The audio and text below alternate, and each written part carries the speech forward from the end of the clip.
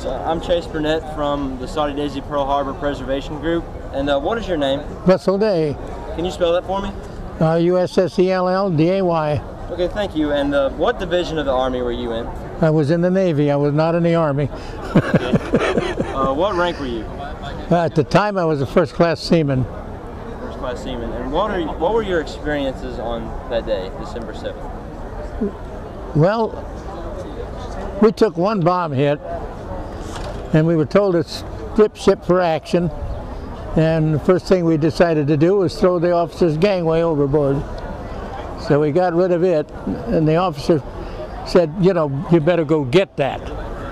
Well, by the time we were ready to get it, one of the bombs hit it, broke it in half, and went down underwater and blew up alongside the ship. So we had slight damage. And then from there we went into dry dock, got that repaired. Then we went to San Francisco. And from there we took a convoy to Melbourne, Australia. And we left the ships there and went to the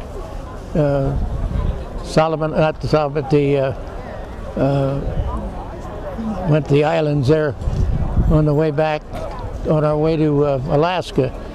We went to Kodiak Island, and then we went to Attu, Kiska, Adak, and bombarded Japanese forces there. Left there in September of '42, and went to to Mare Island to get new barrels put on our guns. We got them done, then we went to Guadalcanal. And we got into the Battle of Tarafaranga, which is on the eastern side of the island, across from Tulagi. And there were 4 heavy cruisers, 4 destroyers, and we were the only light cruiser. All 4 of those heavy cruisers were torpedoed. And one of them was sank, one ran aground, and the other 2 managed to survive enough to get to a safe harbor. And we left there, and then when we left there, we went through the rest of the Solomon Islands. Adak, Kiskan, Adak, Attu, well, I mean, that's in Alaska, but the New Hebrides Islands. And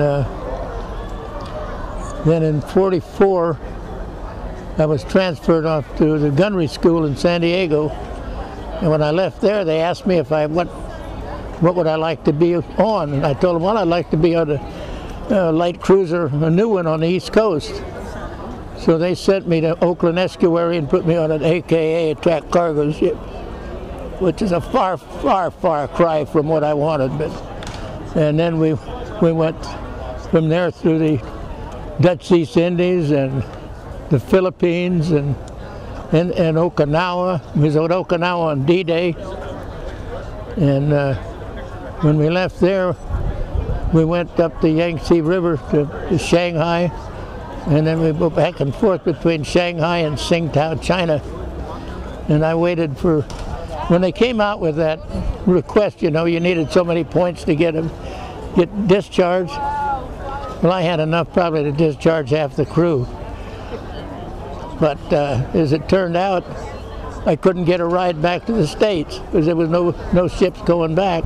But luckily there was a signalman on board, a chief signalman. And at that time I was a first-class gunner's mate. And they would say, you know, well, we'll tell you what, we'll just check every one of these ships coming in because I want to go back too.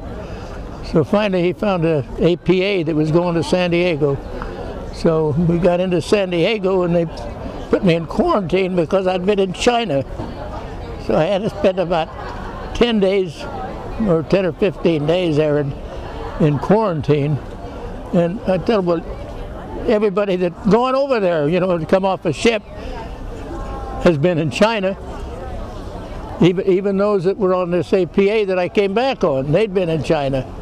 Well, he said, you still have to go into quarantine. So when I got to there, then they sent me to San Francisco to Mare Island and tried to get me to sign up for another. cruise. And I just told them, no, you can make me chief of the, of the Pacific Fleet, and I'm not doing it. I'm out of here. I've had enough. So they gave me my 10 cents, which was the fare to take the train over the Golden Gate, over the Oakland Bay Bridge to San Francisco. And that was all I was allowed for my travel expense, because I enlisted in San Francisco, so they sent me 10 cents to get me back to San Francisco. So that's the best I could get out of these people. So do you come back to Hawaii frequently? No. No, I've been here I think about 5 times. 4 years, we used to come back every 5 years for the Pearl Harbor survivors.